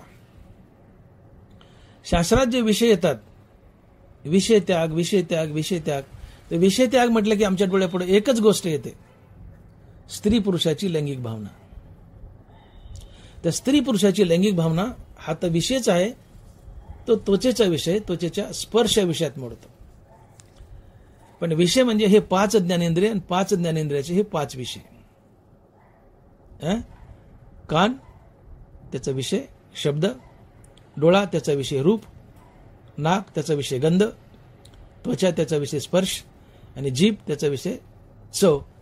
हे ज्ञानेंद्रियाचे 5 विषय टाळा. हे ज्ञानेंद्रियाचे विषय भोगले की त्यातून पाप पुण्याची निर्मिती, तुमचं पतन, तुम्ही नरकाला जात. आणि हे ज्ञानेंद्रियाचे विषय टाळले तर तुम्ही मुक्त व्हाल, संत व्हाल. हनुमान ज्ञान महाराज बोलतात की विषयाचे ध्यान विपाय वाहे मन, तरी एस आणि पतन गिवंसित पावे. तुम्ही विषय भोगले, तुमचं पतन होणार, नरकाला जाल. पुढे तेच ज्ञान महाराज बोलतात की विषय जया ते ना कळती त्या सुख दुःख दोन्ही न पवती आणि गर्भवासू संगती नाही त्या. तुम्ही विषय भोगले की पाप पुण्याची निर्मिती, पाप जास्त, त्यातून पतन, नरकवास. पण विषय त्यागले, पाप पुण्याची निर्मिती थांबली, संसार बंधन थांबलं, तुम्ही मुक्त झाले. विषय जया ते ना कळती त्या सुख दुःख दोन्ही न पवती आणि गर्भवासू संगती नाही त्या. त्याचा गर्भवास संपला, तो मुक्त झाला. कोण? ज्याने विषय त्यागले. आणि तो गर्भवासात अडकला, संसार बंधनात अडकला, नरकाला गेला. कोण? ज्याने विषय भोगले. आणि म्हणून विषय भोग तुमचं पतन करतो, नरकाला नेतो. आणि जो विषय त्यागतो तो मुक्त होतो, संत होतो. म्हणून ज्ञानेंद्रियाचे विषय भोग भोगू नका, जे मी बोललो 5 विषय. आणि म्हणून निंदास्तुती, सुगंध दुर्गंध, मृदू कठीण, गोड रस कडू रस, भ्यासूर रूप आणि सुरेख रूप, हे विषय भोगू नका. हे विषय टाळा. आणि हे विषय भोगले तर तुम्ही नरकाला जाल, तुमचं पतन होईल. हनुमान ज्ञानोबा म्हणतात की विषयाचे ध्यान विपाय वाहे मन, तर एस आणि पतन गिवंसित पावे. ज्ञानोबाने इशारा केलाय मला की तुम्ही ज्ञानेंद्रियाचे विषय भोगू नका. ज्ञानेंद्रियाचे विषय भोगले तर तुमचं पतन होईल, तुम्ही नरकालाच जाल.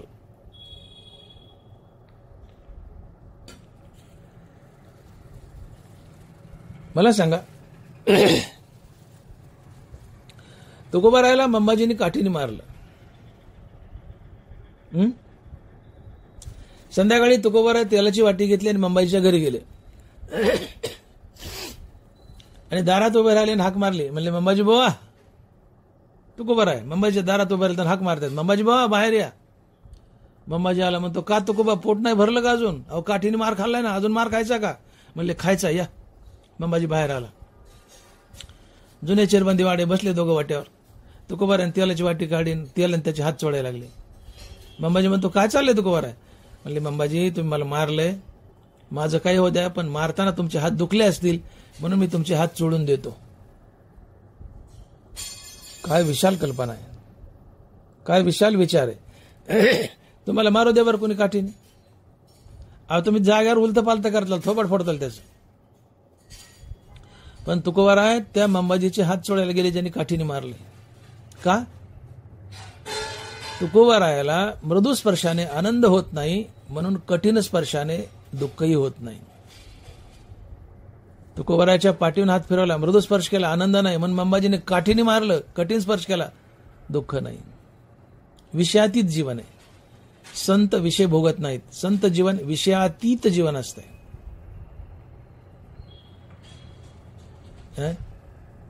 बरोबर आहे. विसोबा खेचर नाही तो त्रास दिला विसोबा खेचराने. सिद्ध बेटावर राहण्यास भाग पाडलं, वाळीत टाकलं. गावात माधोकरी मागू दिली नाही. ज्ञानोबाराची झोळी फाडावी, जे काय अन्न आणलंय मागून ते फाडावी झोळी, जमिनीवर मातीत सांडावं. विसोबा खेचरा नाही ना तो जुलूम केला, झोळी फाडली, अन्न जमिनीवर सांडवलं. ज्ञानोबाराने भर शब्द बोलू नये, गुपचाप निघून जावं. का? अहंकार मेलाय. ज्ञानोबाराचा अहंकार मेलाय. विसोबानं खिचवावं, संन्यासाची पोरं असं काही भलतं सलतं बोलून निंदा करावी. ज्ञानोबाराचे का निंदा भोगत नव्हते. का? अहंकार मेलाय. अहंकार जिवंत असेल तर तो आतून ढुसणी मारतो, म्हणतो बाग तुझी निंदा केली. आणि मग ज्यांनी निंदा केली त्याच्याबद्दल द्वेष, त्यातून क्रोध, गलिचे वर्तन, पाप आणि संसार बंधन. पण ज्ञानोबाराचा अहंकार मेलाय. आतून ढुसणी मारायला अहंकार नाहीये. म्हणून विसोबा खेचराने किती निंदा केली तर ज्ञानोबाराचे कान निंदा भोगत नव्हते. निंदा भोगली नाही म्हणून द्वेष नाही, द्वेष नाही म्हणून क्रोध नाही, क्रोध नाही म्हणून गलिचे वर्तन नाही, गलिचे वर्तन नाही म्हणून पाप पुण्य नाही, पाप पुण्य नाही म्हणून संसार बंधन नाही. विषयातीत जीवन आहे. विषयातीत जीवन आहे. ज्ञानोबाराय विषय भोगत नव्हते. आणि जो विषय भोगत नाही तो संत असतो. विषय भोगतो तो साधारण जीव असतो, तुमच्या आमच्यासारखा. नाथ महाराज आणि पठाण वेशीत बसलाय. नाथ महाराजाचा नित्यक्रम सकाळी जावं, गंगा स्नान करावं आणि यावं. पण नाथांना क्रोध येत नाही, मग क्रोध आणायचा. मग गावातल्या भावकीतल्याच लोकांना शाळा केली, किंवा गावातले असतील जे कोणी असतील शाळा केली. नाथाला क्रोध आणायचाच. कसा आणायचा? पठाण वेशीत बसवला. पठाण सांगितलं पान खायचं आणि नाथ आंघोळ करून आले की अंगावर थुकायचं आणि घाण घाण बोलायचं. नाथ महाराज जावं, गंगा स्नान करून यावं.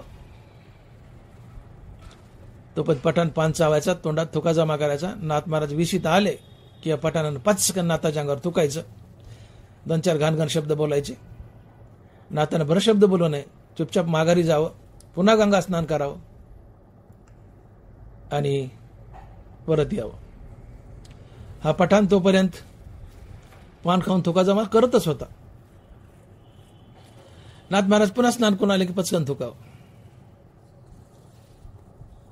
108 वेळा घडलं. 108 वेळा. पठाणाच्या तोंडातला थुका संपला.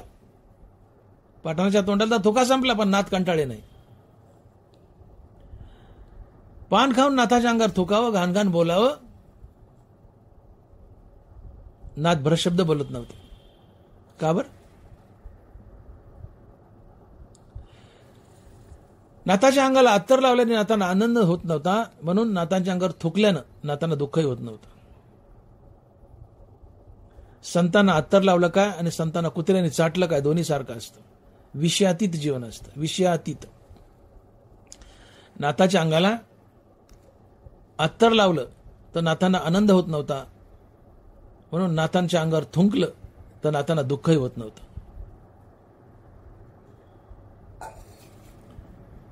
अत्तर लावल्यानं जर नाथ महाराजाला आनंद झाला असता तर पठाण थुंकल्यावर नाथ महाराजाला दुःख झालं असतं. आणि एका ठोक्यात पठाण आडवा केला असता नाथ महाराजांनी. एका ठोक्यात. नाथ महाराज जागीरदार होते, शेकडो एकर जमीन होती. घरी पंक्ती बसल्या तर चरवीने तूप वाढवायची, बुटकुले नाही, चरवीने. चरवीने तूप वाढतात आणि चरवीने तूप पितात. ते नाथ किती ताकदवान असतील. एका ठोक्यात पठाण आडवा केला असता. पण नाथाने तसं केलं नाही. का तर नाथांना अत्तर लावल्याने आनंद होत नव्हता, म्हणून नाथांना थुंकल्यानं दुःख होत नव्हतं. स्तुती केल्यानं नाथांना आनंद होत नव्हता, म्हणून निंदा केल्यानं नाथांना दुःखही होत नव्हतं. पठाणानं धोकाव पान खाऊन आणि घाण घाण बोलावं. नाथभर शब्द बोलत नव्हते. का? स्तुतीने नाथांना आनंद होत नव्हता, म्हणून निंदेने नाथांना दुःख होत नव्हतं. विषयातीत जीवन आहे. विषयातीत जीवन. अहंकार मेला. अहंकार मेला की तुम्ही निंदास्तुती भोगतच नाहीत, सुगंध दुर्गंध भोगत नाहीत, मृदू कठीण स्पर्श भोगत नाहीत, गोड कडूरस भोगत नाहीत, ब्यासूर सुरेखरूप भोगत नाहीत. हे विषय कधी भोगता? जेव्हा अहंकार जिवंत आहे. अहंकार मेलाय. अहंकार मेला की तुम्ही ज्ञानेंद्राचे विषय भोगतच नाहीत. आणि मग नित्य रामनाम घ्या. अहंकार मरतो आणि विषय मरतात. आणि म्हणून तुकोबारायचे बंधू कान्होबाराय म्हणतात की राम म्हणता काम क्रोधाचे धन होय अभिमान देशोधडी. राम म्हणता काम क्रोधाचे धन होय अभिमान देशोधडी. नित्यमुखानं रामनाम घ्या. अहंकार मरेल, ज्ञानेंद्राचे विषयही मरतील, विषयातीत जीवन होईल. मुखामध्ये नित्य रामनाम आहे. तुमची लाख निंदा करू द्या कोणी, तुम्हाला त्याच्याबद्दल द्वेष होत नाही, क्रोध येत नाही, गलिचे वर्तन नाही, पापाची निर्मिती नाही. रामनामानं अहंकार मरतो. अहंकार मेला की ज्ञानेंद्राचे विषय जातात. अहंकार तुम्हाला ज्ञानेंद्राचे विषय भोगायला होतो. अहंकार जर मेलाय तर आतून डुसणी मारायला कोणी नसतं, तुम्ही ज्ञानेंद्राचे विषयच भोगत नाही. आणि म्हणून राम म्हणता काम क्रोधाचे दहन होय अभिमान देशोधडी. रामनामानं, निरंतर रामनामानं अहंकार जळतो, मरतो, विषय मरतात. नित्य रामनाम घ्या. अहंकार जाईल, ज्ञानेंद्राचे विषय भोगे जातील. घरामध्ये 2 सुना आहेत. त्यातली एक नित्य रामनाम घेणारी आहे आणि एक जरा छकडी आहे. कधीच तोंडानं रामनाम घेत नाही. घरात काहीतरी वाद उभा राहिलाय. सासू ती जी रामनाम घेणारी सून आहे तिला भडाभड भडाभड बोलायली, पण ती सून सातत्यानं रामनाम घेते आणि रामनाम घेत घेत आपलं काम करते. सुनेच्या मुखात रामनाम आहे, कामही चालू आहे आणि निंदा शिवाय देते. सासू शिवाय देते, निंदा करते. सासू शिवाय देते, निंदा करते. सासू बडाबड बोलते, पण सुनेच्या तोंडात रामनाम आहे. ती सून त्या सासूच्या शिवाय एन्जॉय करल. सून सासूच्या शिवाय एन्जॉय करल. मुखात रामनाम असेल तर शिवाय एन्जॉय करता येतात. मुखात रामनाम असेल तर दुःखही एन्जॉय करता येतं. रामनाम घेऊन बघा. सासू घाणघाण बोलते, सुनेची निंदा करते, सुनेच्या मुखात रामनाम आहे. सून हसेल, सासूकडे येईल आणि म्हणेल, हसत म्हणेल, काय झालं सासूबाई, कमन भडाकलात, कमन बीपी वाढून घ्यायलात, अहो काय राहिलं करू ना आम्ही, काय बिघडलंय, होईल आम्ही करू, शांत राहा बरं. सून सासूची मनधरणी करेल. सासूने निंदा केली तरी सून बॅडली रिॲक्ट होणार नाही, गोडच बोलेल सासूला. का? मुखात रामनाम आहे. मुखात रामनाम आला की अहंकार मरतोच.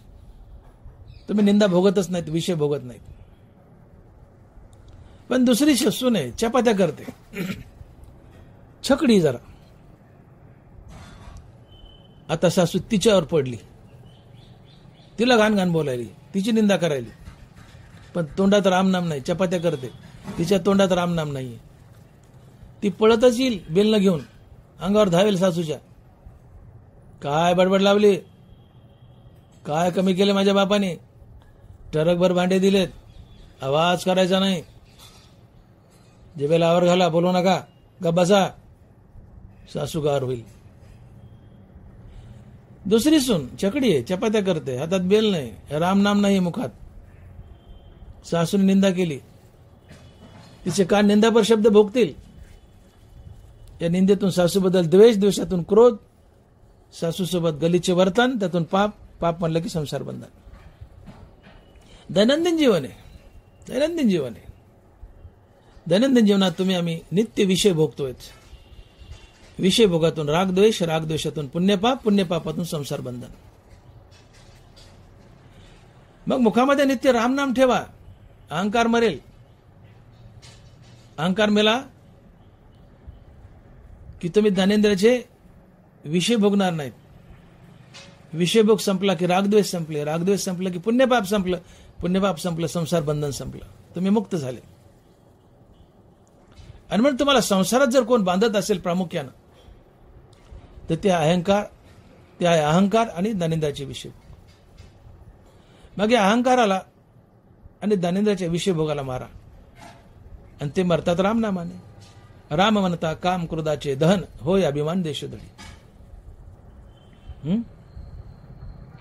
मुखामध्ये रामनाम नाहीये, अहंकार ताजा तवाना आहे. तुम्ही ज्ञानेंद्रियाचे विषय भोगाल, त्यातून रागद्वेष, त्यातून पुण्यपाप, त्यातून संसार बंधन, नरकवास. पण नित्य रामनाम आहे मुखात, तुम्ही ज्ञानेंद्रियाचे विषय भोगणार नाहीत. कारण आतून ढुसणी मारायला कुणी नाही. अहंकार जिवंत असेल तर ढुसणी मारेल, तुम्हाला निंदा भोगायला होईल. पण रामनामानं अहंकार मेला, आता आतून ढुसणी मारायला कुणी नाही. तुमचे कान निंदापर शब्द भोगणार नाहीत. निंदापर शब्द भोगला नाही तर समोरच्याबद्दल द्वेष नाही, क्रोध नाही, गलीचे वर्तन नाही, पाप नाही, संसार बंधन नाही. आणि मग तुम्हाला जीवनात संसार बंधनात जर कोण बांधत असेल ते पुण्यपाप आहे. पुण्यपाप कशामुळं? रागद्वेषामुळे. रागद्वेष कशामुळं? ज्ञानेंद्रियाच्या विषयभोगामुळे. आणि ज्ञानेंद्रियाचे विषयभोग कशामुळे? तर अहंकारामुळे. मग अहंकारातून ज्ञानेंद्रियाचा विषयभोग, ज्ञानेंद्रियाच्या विषयभोगातून रागद्वेष, रागद्वेषातून पुण्यपाप, पुण्यपापातून संसार बंधन. मग या सगळ्याच्या मुळाशी अहंकार आहे. त्या अहंकारावर प्रहार करा. तुम्ही भगवंताच्या दिशेने चाललायत, भगवत प्राप्तीला चाललायत, तर तुमची पहिली वाटमारी जर कोण करत असेल तर तो अहंकार करतो. आणि मग ज्ञानाबारा बोलतात की पहिले या अहंकारला धोपटा. ते तर अडवावया आले, दोष वैरी धोपटिले, तया माझी पहिले देह अहंकार. तुम्ही भगवंताच्या प्राप्तीला चालवात, पण तुम्हाला कोणतरी आडवं येतंय, तुमच्याने देवाची भेट होऊ देत नाही. हे कोणतरी आडवं येतंय, तर आडवं येणार असतो अहंकार. पहिले अहंकारला धोपटा म्हणले, अहंकार मारा. कारण अहंकारातून विषयभोग, विषयभोगातून रागद्वेष, रागद्वेषातून पुण्यपाप, पुण्यपापातून संसार बंधन आणि नरकवास. मग नित्य रामनाम घ्या ना. नित्य रामनामानं अहंकार मरतो, विषय मरतात. रागद्वेष गेले, पुण्यपाप गेलं, संसार बंधन टळलं. मुखात रामनाम नाही, अहंकार ताजा तवा नाही, विषय भोगायला होईल ज्ञानेंद्रियाचे, त्यातून रागद्वेष, पुण्यपाप, संसार बंधन, नरक अवस्था. मग हीच गोष्ट ज्ञानोबा सांगतात की विषयाचे ध्यान विपाय वाहे मन, तर एसनी पतन गिवनसित पावे. तुम्ही साधं विषयाचं ध्यान जरी केलं, विषयाची शंका जरी मनात आणली, तर तुमचा विवेक नाहीसा होतो. विवेक नाहीसा झाला की तुम्हाला विषय भोगाविषयी वाटतात. विषय भोगले की त्यातून पुण्यपाप, पापाधिक, हे पाप नरकाला नेतं, तुमचं पतन होतं. आणि म्हणून मुखानं नित्य रामनाम घ्या. अहंकार मरेल, विषय जातील, संसार बंधन जाईल. आणि म्हणून संतांचा जो जागोजाग आग्रह आहे की भगवंताचं नाम नित्य घ्या. हरिपाठात बरोबर आहे, जागोजाग सांगतात, रिकामा अर्धघडी राहू नको, आता सातत्यानं रामनाम घ्या. नित्य सत्य अमित हरिपाठ जशी, नित्य रामनाम घ्या. सदा नाम घोष करो हरिकथा. लावी मना पिशे गोविंदाचे. जागोजाग या संतांनी आम्हाला उपदेश केला की तुम्ही नित्य रामनाम घ्या. कारण मुखात रामनाम असेल तर अहंकार मरेल, मुखात रामनाम नसेल तर पुन्हा अहंकार मनामध्ये येऊन वास करेल आणि तुमचं पतन करेल. ज्ञानोबाराची साक्ष देतात, उचललेली या प्राणासरची इंद्रिय निगती जैसी, त्याच्या मनोबुद्धीपाशी अहंकार होई. मनुष्य मेला की जेव्हा हा देहराजू आत्मा पुढच्या प्रवासाला निघतो, त्यावेळेस तो आपल्यासोबत 5 ज्ञानेंद्रिय 6 मन घेऊन जातो. ऐका, उचलली या प्राणासरीची इंद्रिय निगती जैसी, तसा मनोबुद्धीपाशी अहंकार होईल. मनुष्य मेलाय, देहराज आत्मा पुढच्या प्रवासाला निघलाय, पुढचा देह धरायला निघलाय. तो आपल्यासोबत 5 ज्ञानेंद्रिय 6 मन नेतो. मनषष्टा या इंद्रिया ते धनंजया, देहराजूने देहापासून गेली. हा देहराज आत्मा पुढच्या प्रवासाला निघला, आपल्यासोबत 5 ज्ञानेंद्रिय 6 मन नेतो आणि पुढच्या जन्मात त्या इंद्रियाचा मनाचा तशी स्थापना करतो आणि त्या स्वभावाने मनुष्य पुढचा जन्म घेतो. मन स्वभाव बदलत नाही. मनासहित आत्मा पुढच्या प्रवासाला गेलाय 5 ज्ञानेंद्रिय घेऊन आणि पुढच्या देहात त्याची स्थापना केली, म्हणून तेच मन पुढच्या जन्मात आलंय आणि तेच स्वभाव येतो. मन जित्याची खोड मेल्याने जात नाही, स्वभाव बदलत नाही. याचं हे कारण आहे. म्हणून ज्ञानोबा सिद्धांत मांडतायत की मनुष्य मेला की तो पुढच्या प्रवासाला जात असताना त्याच्यासोबत मन आणि 5 ज्ञानेंद्रिय जातातच.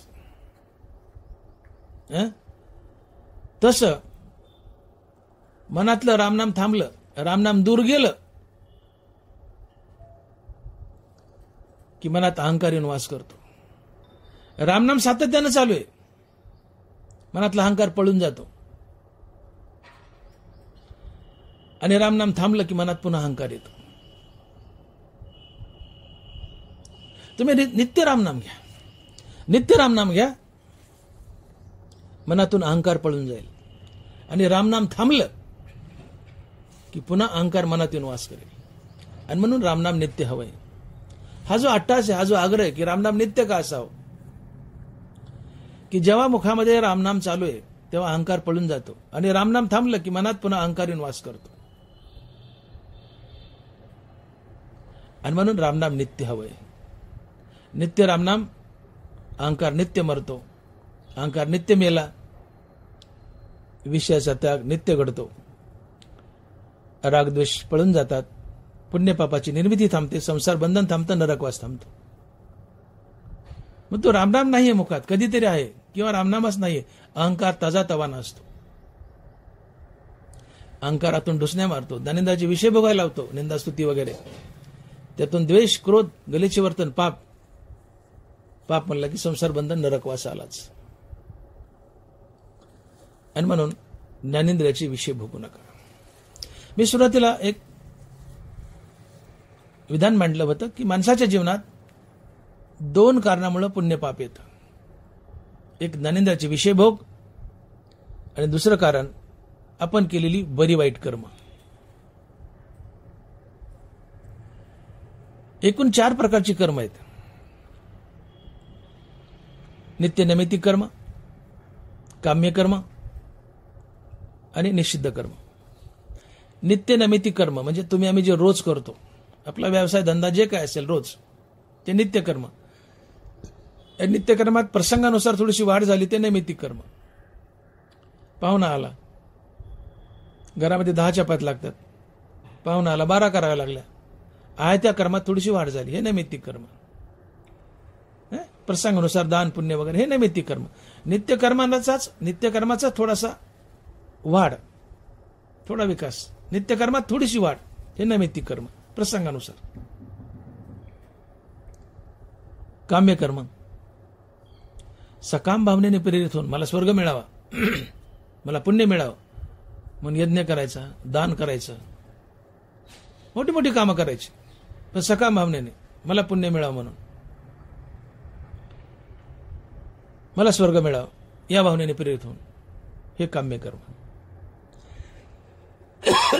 आणि निषिद्ध कर्म जी गलिच्छ कर्म आहेत, सगळे घाणेरडी कर्म, मग त्या चोरी, सपाटी, वाईट वाईट वाईट, परदरवे, परण्याचे अभिलाषा, सगळे घाणेरडी कर्म हे निषिद्ध कर्म आहेत. तुम्ही निषिद्ध कर्म करू नका, पाप तुमच्याकडे येणार नाही. तुम्ही काम्य कर्म करू नका, पुण्य तुमच्याकडे येणार नाही. नित्य नैमित्तिक कर्म आवर्जून करा आणि त्यातून निर्माण झालेलं पुण्य भगवंताला अर्पण करा. तुमचं जीवन पाप पुण्य रहित झालं. नित्य नैमित्तिक कर्माला फळ असतं ते हे पुण्य. आणि मग ज्ञानोबा लिहितात की न ओलांडिता रेखा चित्त दिजे नित्य नैमित्तिका, परी फळा कीजे अशेका वाताचे वाणी. नित्य नैमित्तिक कर्म आवर्जून करा, पण त्यातून निर्माण होणारं जे पुण्य ते भगवंताला अर्पण करा. तात्पर्य आपलं नित्य नैमित्तिक कर्म देवाची पूजा म्हणून करा, ईश्वरार्पण बुद्धीनं करा. त्या नित्यनैमित्तिक कर्माचं फळ भगवंताला आपोआप जातं. ते पुण्य तुमच्या पदरी शिल्लक राहत नाही, ते भगवंताला जातं. मग बघा आता, निषिद्ध कर्म करू नका, पाप तुमच्या जीवनात येत नाही. काम्य कर्म करू नका, पुण्य तुमच्या जीवनात येत नाही. नित्यनैमित्तिक कर्म आवर्जून करा, पण त्याचं पुण्य हे फळ भगवंताला अर्पण करा. तुमचं जीवन पाप पुण्य रहित झालं. एक गोष्ट. ज्ञानेंद्रियाचे विषय भोगू नका, तुमचं जीवन पाप पुण्य रहित झालं. आणि ज्या दिवशी जीवन पाप पुण्य रहित होतं, त्या दिवशी सद्गुरू तुम्हाला शोधत येतो, अहम ब्रह्मास्मी या महावाक्याचं श्रवण करतो आणि मुक्त करतो. म्हणून धनबारा लिहितात की ऐशी कर्म संवेदशा होय तेथ विदेशा, मग श्रीगुरु अप्पेसा भेटेची गा. श्रीगुरु अप्पेसा भेटेची गा. जीवनात पुण्य नाही पापही नाही, ही कर्म संवेदशा आहे. श्रीगुरु शोधत येतो आणि तुम्हाला मुक्त करतो. जीवनात पाप पुण्य शिल्लक असेल तर ते भोगण्यासाठी जन्म धरावाच लागतो, जन्म मरणाच्या फेऱ्यात अडकावंच लागतं. मी बोललो, गडगंजे पुण्य स्वर्गाला जाल, गडगंजे पापे नरकाला जाल. पाप पुण्य समान आहे, पुन्हा मनुष्य व्हाल. पाप पुण्य शिल्लक नाही, पाप पुण्य शिल्लक नाही, मुक्त व्हाल. कारण पाप पुण्य शिल्लक असेल तर ते भोगण्यासाठी पुढचा जन्म आहे, तो कशाचा असो, पण ते भोगण्यासाठी पुढचा जन्म आहे. पण पाप पुण्य शिल्लक नाही, आता भोगायचं काय? श्रीगुरूला यावं लागतं आणि तुम्हाला अहम ब्रह्मास्मी या महावाक्याचं श्रवण करून मुक्त करावं लागतं. ही कर्म संवेदशा आहे. म्हणून जीवन पाप पुण्य रहित करण्याचा प्रयत्न करा. आणि म्हणून मी असं बोललो की जीवन पाप पुण्य रहित करण्यासाठी आयुष्यभर केलेली रामनामाची साधना म्हणजेच परमार्थ. परमार्थाच्या मी 2 व्याख्या केल्या की नको ते घालवणं म्हणजे परमार्थ, आणि नको ते आहे अहंकार आणि विषय वासना. का? तर अहंकार आणि विषय वासनातून पाप पुण्याची निर्मिती आहे. मग जीवनात पाप पुण्य येऊ नये यासाठी अहंकार घालवा, विषय वासना घालवा, ते रामनामाने जातात. पर्यायानं जीवन पाप पुण्य रहित करा. तुम्ही टोपल्यानं पुण्य करा, पण पदरी बांधून ठेवू नका. तुम्ही केलेलं पुण्य भगवंताला अर्पण करा. तुम्ही दान पुण्य करून पंक्ती उठून पुण्य मिळवताल आणि ते पदरी जर बांधून ठेवाल तर हे पुण्य तुम्हाला स्वर्गाला नेईल. आणि पुण्य भोगून झालं की पुन्हा मृत्यू लोकात यावं लागेल, किडामुंगी बनावं लागेल. तया पुण्याची पावटी सरे, सवेची इंद्रपणाची उटी उतरे, आणि येऊ लागती माघारे मृत्यू लोक. तुम्ही पुण्य पदरी बांधून ठेवलं की या पुण्याचा भोग द्यावाच लागतो. हे पुण्य स्वर्गाला नेतं, आणि स्वर्गात जाऊन हे पुण्य भोगून झालं की पुन्हा मृत्यू लोकात येऊन पडावं लागतं, किडामुंगी व्हावं लागतं. तुम्ही संसार बंधनात अडकले ना, कशामुळं? पुण्य पदरी बांधल्यामुळं. मग टोपल्यानं पुण्य करा, पोत्यानं पुण्य करा, पण पदरी बांधून ठेवू नका. ते देवाला अर्पण करा, ते देवाच्या बँकेत टाका. या पुण्याच्या बळावर देव तुम्हाला मुक्ती देईल. आणि म्हणून पुण्य पदरी शिल्लक राहू नये. पाप तर करायचंच नाही, पण केलेलं पुण्य पदरी शिल्लक राहू नये की जे स्वर्गाला नेते, संसार बंधनात बांधते. ते पुण्य भगवंताला अर्पण करा, आणि भगवंताला हे पुण्य जावं यासाठी कर्मच भगवंताची पूजा म्हणून करा. ईश्वरार्पण बुद्धीनं कर्म करा, ते पुण्य आपोआप भगवंताला जाईल.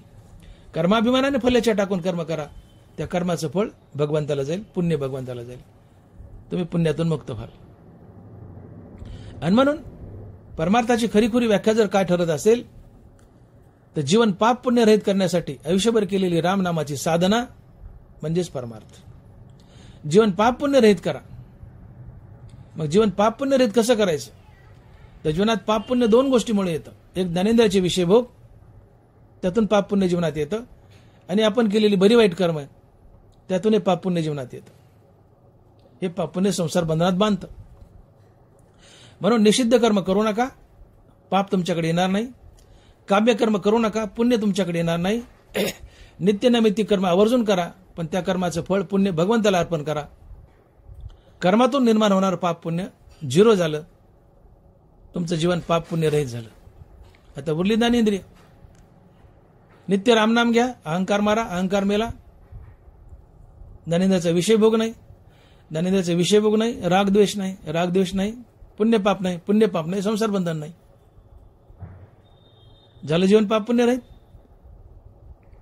मग यातला आज एक विषय ज्ञानोबा बोलतायत की तुम्ही जर ज्ञानेंद्रियाचे विषय भोगले तर या ज्ञानेंद्रियाच्या विषय भोगातून तुमच्या जीवनात पाप पुण्याची निर्मिती होईल. पुण्यापेक्षा पाप जास्त असतं, आणि हे पाप तुम्हाला नरकालाही नेईल, तुमचं पतन करेल.